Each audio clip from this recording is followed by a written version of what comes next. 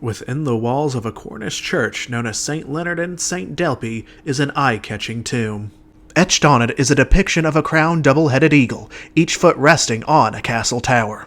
The coat of arms is in recognition of the Byzantine or Eastern Roman Empire, whose fall in 1453 to many signaled the full end of the empire started in Rome. It reads thusly, quote, "Here lieth the body of Theodoro Palaeologus of Pesaro in Italy, descended from the imperial line of the last Christian emperors of Greece." Following this is a listing of his paternal ancestors, all of whom, if accurate, were of the final ruling Byzantine imperial line, the Palaeologus, who formerly ruled the empire from 1259 to the fall of the capital Constantinople in 1453.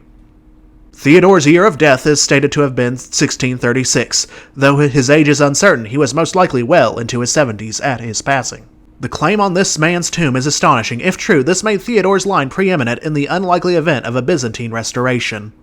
However, Theodore himself, though possibly the scion of an imperial bloodline, had been one of the most controversial, if not reviled and feared men of England and continental Europe at large. Though a fluent teacher of Greek and the ancient classics in his twilight years, job titles he had held included mercenary, henchman, and assassin. How possible is it that this man's claim to the imperial title was true, and why had Theodore earned such a tainted reputation to many? Why is his resting place in a quiet Cornish parish? Welcome to this episode of Historical Detour. Be sure to like, comment, and subscribe for more history off the beaten path. Consider joining my Patreon. The fall of Constantinople in 1453 is where our story begins. The Byzantine Emperor Constantine XI of the Palaeologus line dies alongside many of the city's garrison and guard to victorious Turkish forces. However, Constantine was not the last member of the Palaeologus. His two brothers Demetrios and Thomas were joint rulers of the Greek despotate of Morea. The two brothers ruled separate portions of the territory and were unable to lend aid to their brother during Constantinople's siege and capture. Although there were still scattered Byzantine remnants throughout the Greek mainland and islands, there were no real rivals to the expanding Ottoman Empire among the fractured rump states and despotates. Demetrios and Thomas initially merely became Ottoman vassals and tribute givers, albeit with their absolute authority as feudal despots largely unchanged. Despite accepting military aid from the Ottomans and quashing a popular revolt, the brothers soon came to loggerheads with the Sultan. Both entertained a potential new Western Mediterranean crusade against the Ottomans, with aid from powers such as the Papal States and Holy Roman Empire. Ultimately, such an ambitious endeavor never materialized. After multiple years of the brothers failing to pay annual tribute to the Ottoman Sultan Mehmed II, the Sultan formally ordered and led an army dispatched to the Despotate of Morea in 1458. Mehmed rapidly captured or razed much of the despotate, reducing the size of the brothers' holdings. Though still nominally under Ottoman rule, the bickering brothers began a civil war against each other. Thomas favored rebellion, while Demetrios remained in favor of Ottoman rule.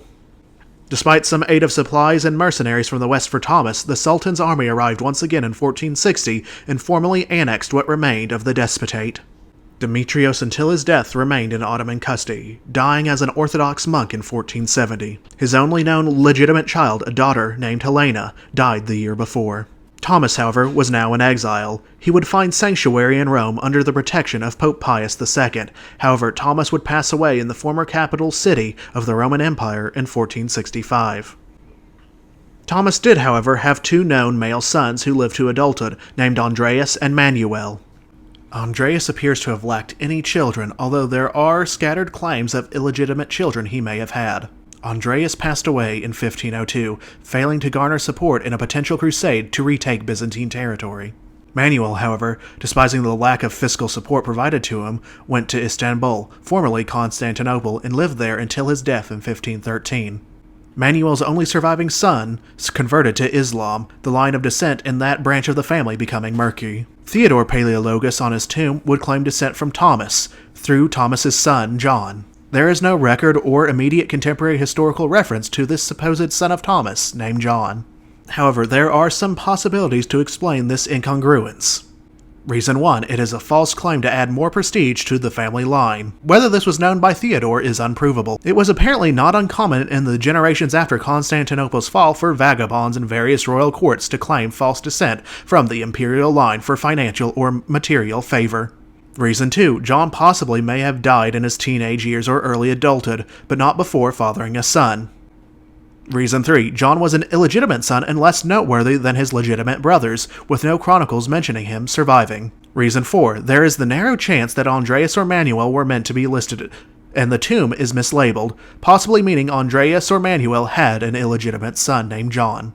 Reason 5. The Paleologus of England were descended from the dynasty, but from a much earlier and distant generation, meaning they had a lesser royal pedigree than claimed. In 1648, the Vatican scholar Leo Alatius lists a son of Thomas named John as having existed, although this cannot be used to prove John's existence, as it was written well after the period in question.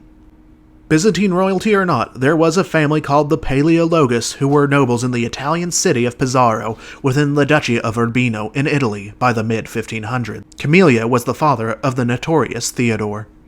Theodore's first noticeable appearance in history was not particularly dignified.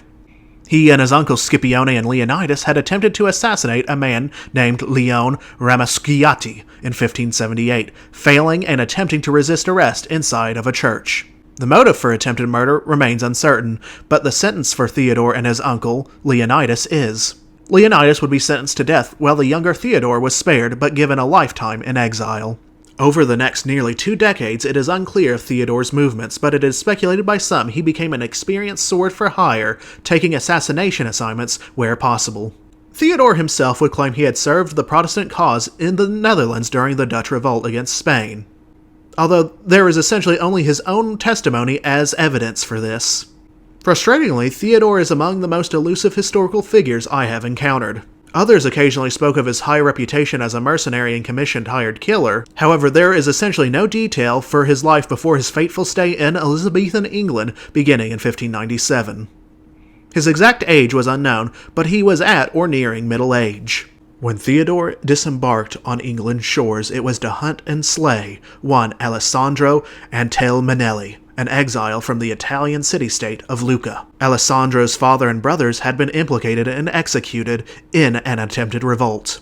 Theodore failed to locate Alessandro, however, he made the peculiar decision to stay and settle in England, whether he did so due to wishing to elude disappointed clients, enemies, or debts on the continent is unknown. However, a man of his reputation and skullduggery quickly found himself an English employer of ill repute. That man was Henry Clinton, the Earl of Lincoln, who formally hired Theodore as his master of horse by 1600. Although Theodore was most likely an expert farrier, many historians have speculated his job duties included more than just managing the stables and horses. Clinton's feuds with various other landed aristocrats, gentry, commoners, and others essentially made Clinton persona non grata in English society. He had been accused variously of fraud, extortion, kidnapping, murder, and arson against his subjects and neighbors at various points in his life. His seat was at Tatters Hall in Lincolnshire, although he had a number of other estates in London and the town of Chelsea. One of the notable events that occurred while Theodore was in Clinton's service was in 1601. The Earl accidentally or intentionally left his home in Chelsea rather than host a planned visit by Queen Elizabeth and her entourage. As the potential host, Clinton was expected to foot the bill. Theodore also would meet a young John Smith of future Pocahontas fame before he embarked on a stint soldiering against the Ottomans. Smith recounts the meeting positively, recounting how Theodore taught him how to improve his skill at arms. A possible reference to Theodore is made by the Earl's stepson, Francis Norris, who claimed his mother was ill-treated and confined by the Earl. He even claimed that he feared Clinton's Italian servant/jailer would do her harm. Quote, having appointed to guard her an Italian, a man that hath done diverse murders in Italy in the Low Countries, from which he fled to England, from whom, I protest, she has just cause hourly to fear the cutting of her throat. During these years, it appears Theodore was one of the Earl's loyal henchmen, accompanying Clinton everywhere required. He also possibly did clandestine work on the Earl's behalf. Theodore finds remarkably little direct mention of his activities, but it is likely he was not well regarded outside his patron, the Earl. When the elderly Clinton died in 1616, Theodore was soon dismissed from service. For several years, Theodore is unaccounted for. Whether he remained in England during this period is a mystery. By 1628, Theodore wrote one of his few surviving letters. It was a petition for employment to George Villiers, the Duke of Buckingham. Theodore claimed he was, quote, capable as one who has lived and shed his blood in war since his youth, at the pleasure of the late Prince of Orange, and other diverse English and French lords who have seen and known me and can bear witness, end quote. Despite receiving an offer of employment, Villiers would die assassinated that same year by a disgruntled soldier who loathed the Duke's disastrous military campaigns. However, soon after this, the elderly Theodore would find employment with a Cornish squire named Nicholas Loyer. Loyer provided accommodation to Theodore and his family. For the last years of Theodore's life, he resided in Clifton Hall in the Cornish town Landulph. Theodore died in the year of 1636, buried in the parish chapel. An accidental opening of his tomb in the late 18th century showed him to be a man with an eagle-like nose and a large white beard. Theodore, during his residence in England, had started a family with an Englishwoman named Mary Balls. They would have 5 recorded children, 3 of whom were sons. His daughters, Dorothy and Mary, appear to have died childless. His eldest surviving son and namesake, Theodore II, was a Roundhead parliamentarian who perished in the English Civil War at the Siege of Oxford in 1644. Theodore Jr.'s younger brother, John, appears to have been a royalist, but fled to Barbados in the Caribbean and disappears from the historical records after 1644. The youngest son, Ferdinand, however, also went to Barbados with John and became a successful planter. Ferdinand's plantation mansion, Clifton Hall, now remains as an event venue in Barbados. Ferdinand's son Theodorus would be the last known direct male descendant of his grandfather Theodore. Theodorus passed away in 1693. Theodorus's daughter, Godescall, is only mentioned once in a record of her baptism. Nothing else is known of her life thereafter. While Theodore's claim to Byzantine royalty is uncertain, he led a most colorful and mysterious life. Though an undoubted rogue with many questionable associations, Theodore's story remains a fascinating tale of history off the beaten path. Be sure to subscribe to this channel, and consider joining my Patreon of Historical Detour. Farewell.